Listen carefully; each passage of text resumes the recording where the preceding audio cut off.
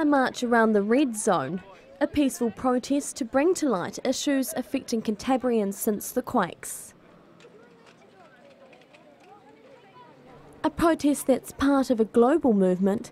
Take a minute's silence to remember those who lost their lives in February. It's an international movement, but there's also a local element to it. Christchurch in particular has had a really difficult year. This march has attracted 100 people, but it's not just Cantabrians who are upset. There are protests all around New Zealand and worldwide, with the aim of talking about issues to do with corporate greed to hopefully lead to a more sustainable future. Day 6! Yes! The protesters aren't just taking to the streets, they've also set up camp in Hagley Park. Not happy with claims there are a bunch of hippies who are unemployed. At the end of the day, there's this misconception that we are all students or that we're all unemployed. The fact is we are students, we are also hard workers. Personally, I do a 60-hour week. The Occupy Christchurch protesters meet daily at 10 and 8 to discuss issues in a true democratic way. Everyone getting their say without interruptions. It's a place to explore ideas. For the last century in New Zealand, we've put our faith in politicians and the government. We were the first country to get women's suffrage. We were the first country to get a Labour Party. Where's that got us? In all honesty, women are still paid less than men. Social inequality is the highest it's been since the Great Depression of the 30s. Even though an economist with the New Zealand Institute of Economic Research believes workers haven't got too much to complain about here, protesters disagree.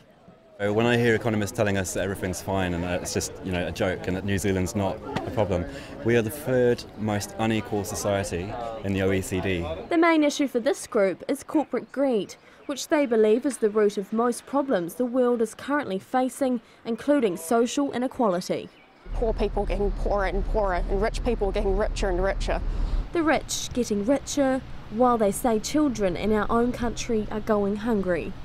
1 in 5 New Zealand children are living in poverty. I mean, we're classed as a first world country.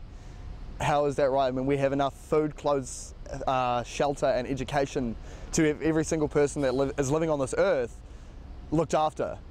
And yet we have people in our own backyards that are living in states of poverty. That's just not fair and not right, especially when we're classed as a first world country. The occupiers say New Zealand isn't enjoying the high standard of living we once had in the 50s, something they believe is down to the demise of unions. I don't believe partnership with the powers that be works.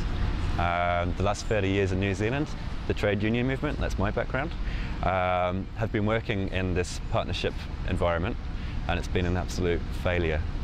There is a whole generation that don't even know what a union is, let alone what they do. One of their main messages is communities need to come together to get through tough times rather than rely on authorities. A really good example is here in Christchurch with the earthquake response. We were told to stay at home and we were told to wait it out and that the emergency services are somehow going to descend from the skies and save the day. And the reality was it was our neighbours that dug in, it was our neighbours that supplied cups of tea, it was our neighbours that offered the resources and skills that they had.